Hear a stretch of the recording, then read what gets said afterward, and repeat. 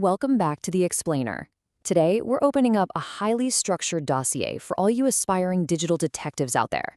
We're going to be exploring the fascinating world of open source intelligence, mapping out exactly how analysts can take a tiny trail of digital breadcrumbs and turn it into verified truth. So think about this for a second. How do you find one specific David Smith among 8 billion people? I mean, if you have an email address or a specific username, you've got a unique identifier, right? But a name?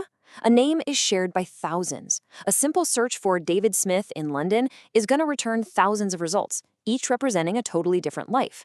And this is what analysts call the ultimate ambiguity problem of identity resolution. It's the challenge of taking a fragmented, messy set of non-unique attributes and triangulating them until, well, only one person remains. And that brings us to the methodology we'll be breaking down today, OSINT. Open source intelligence is the systematic collection, analysis, and dissemination of publicly accessible information. Now, we need to establish right away that we are strictly dealing with publicly available, non-clandestine information here. This isn't about hacking, it's not about wiretapping, it's about recognizing that open sources, things like social media, government databases, corporate disclosures, can yield intelligence that honestly often rivals what's gathered through secret means, simply because of its sheer volume and variety. Here is the roadmap for our investigation today. We're going to start by mapping out the OSINT analyst's workflow. Next, we'll look at authenticating images and video, followed by resolving digital identities. Then, we're going to intentionally slow things down to navigate the strict ethical and legal guardrails of this discipline. And finally, we'll wrap up by looking at the future of automation. Let's get right into it. Section 1. The OSINT analyst's workflow. Let's put ourselves directly in the shoes of an intelligence analyst who's trying to verify a target. This typically involves a 5-step workflow for source verification. You see, a good analyst never, ever relies on a single data point. They start with an initial digital footprint assessment. They're asking, does this claimed identity actually have a digital depth that matches their supposed history? Then they move to employer verification, often using platforms like LinkedIn to check things like professional tenure, connection counts, and endorsements. From there, it's cross-platform identity mapping, checking Facebook, VK, Instagram to see if the creation dates and locations actually line up. Let me tell you, a recently created profile with almost no connections, that's a massive warning sign. Then comes photo analysis, and finally, holistic information corroboration.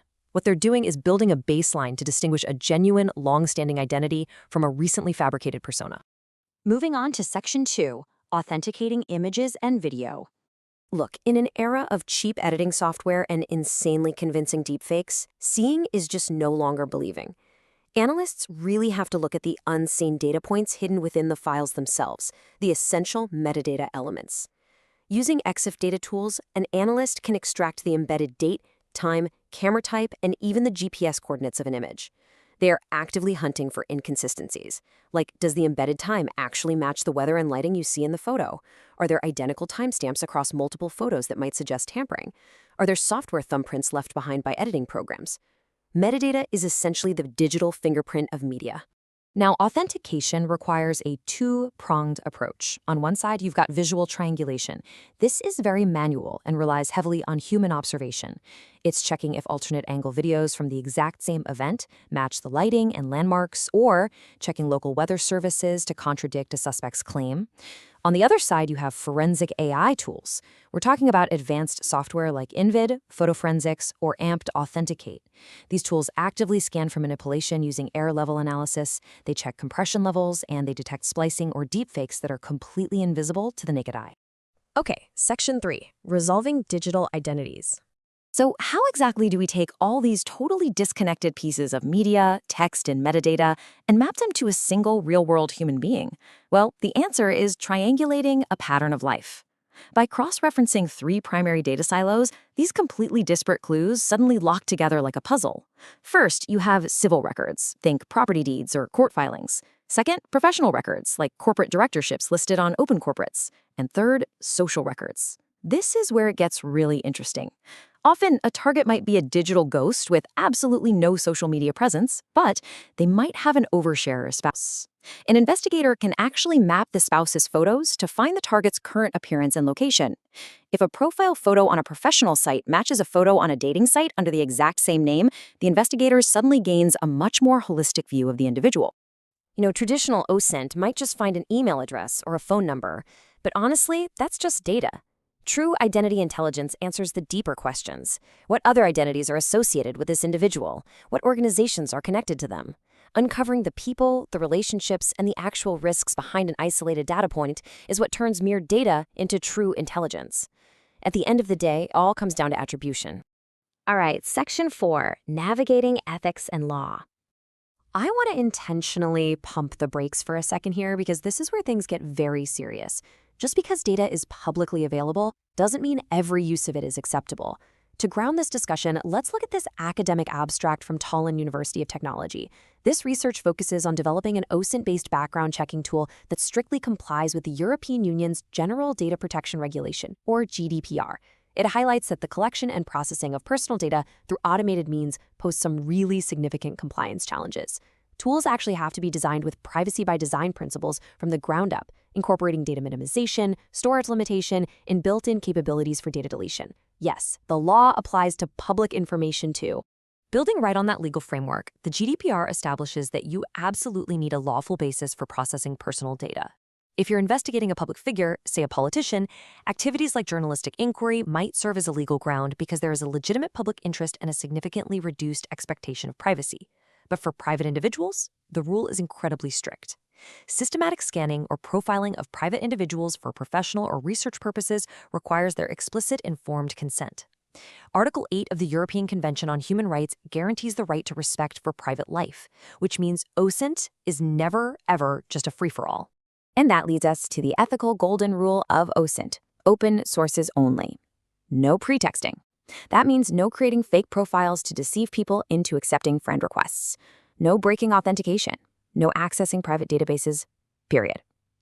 Things like stalking, harassment, and doxing are illegal no matter where you found the initial information. The real goal here is to carefully document why you searched, keeping all your findings framed as leads to be verified, not as absolute proof. Finally, Section 5, the future of automation. Let's shift our focus forward a bit and look at how artificial intelligence is completely supercharging this discipline. We are seeing a massive, massive evolution in how analysts work. We started out with manual data collection, literally typing names into search engines and manually checking metadata. Then we moved to isolated tools, using specific Python scripts or crawlers to find usernames, but the analyst still had to manually stitch all the results together. Today, we are fully entering the era of agentic workflows. This is where large language models, or LLMs, are literally being used to orchestrate the entire intelligence process automatically.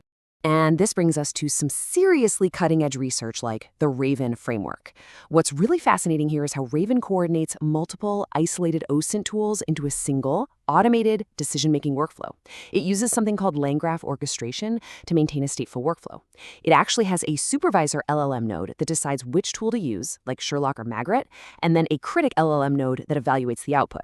It runs all these tools in isolated containers, aggregates the data, and even generates an automated confidence score to decide if more investigation is needed or if the data is solid enough.